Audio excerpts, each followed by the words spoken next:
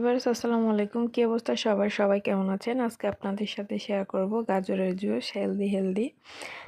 চলুন দেখা যাক কিভাবে আমি তৈরি করছি। প্রথমে এখানে ছিল 4টা গাজর, আমি উপর থেকে খোসাটা ছাড়িয়ে নিয়েছি।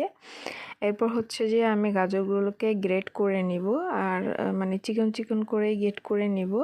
তবে 4টা থেকে আমি হচ্ছে যে জুস বানাবো না, কিছুটা আমি ফ্রোজেন করে রেখে দিব।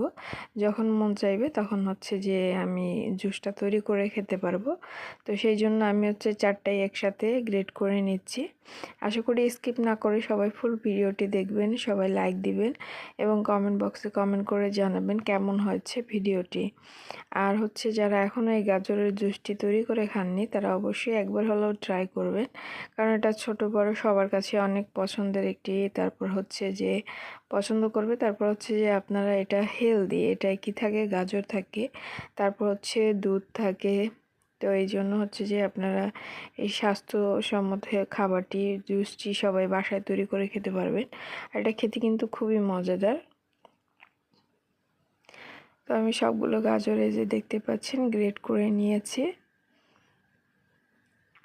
এবার এখান থেকে আমি অর্ধেকটা হচ্ছে যে এই যে ফ্রোজেন করতে রেখে দিব পলি ব্যাগে করে। এভাবে আমি 2টা পলি ব্যাগ নিয়ে নিয়েছি, আর কিছুটা পরিমাণ যেটা অর্ধেকটা আমি হচ্ছে জুস তৈরি করব।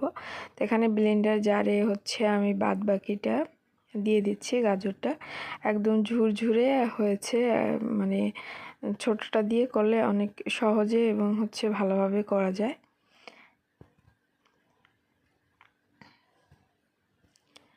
তো বাকি অর্ধেকটা গাজর আমি এখানে দিয়ে দিয়েছি। এরপরে পরিমাণ মতো চিনি দিয়ে দিব।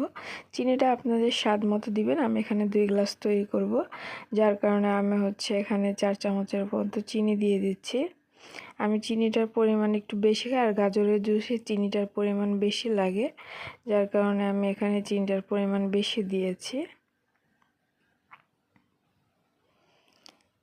তো চিনিটা দেওয়া শেষ হয়ে গেলে আমি এখানে হচ্ছে দুধ দিয়ে দেব। গুঁড়া দুধ চাইলে গুঁড়ো দুধ বা লিকুইড দুধ আপনারা দিতে পারেন, তো আমি এখানে গুঁড়া দুধ ব্যবহার করব। দুধের পরিমাণটা যত বেশি দিবেন ততই খেতে ভালো লাগবে। তো আমি হচ্ছে এখানে যেহেতু 2 গ্লাস তৈরি করব, সেহেতু অতটা পরিমাণে দুধ না দিলেও চলবে।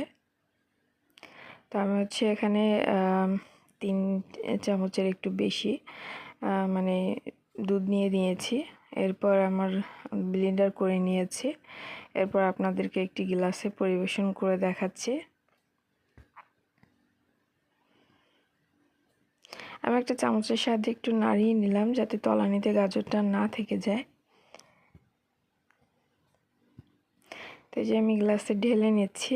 আমার 2 গ্লাস হয়েছিল একদম ঠিকঠাক মতো।